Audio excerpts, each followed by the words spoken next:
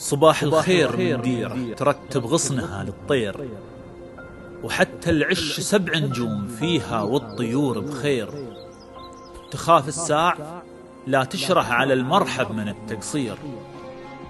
صباح الخير من دار قبل لا ثورة التعمير تميزها عن العالم، لها صيت ولها تأثير، لها في ذاكرة الأزمان قصة يعجز التعبير يحكيها، يسرد عن لياليها وعن طيبة أهاليها.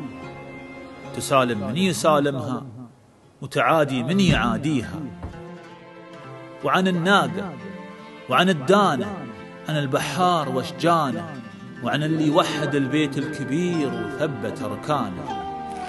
أبويه زايد وشفنا شبيها مكمل إحسان، داري لها بصمة في قلوب وفي أذهان. هي ملتقى الأطياف، هي واحة الأديان، تستعمر الألباب، تستثمر الإنسان.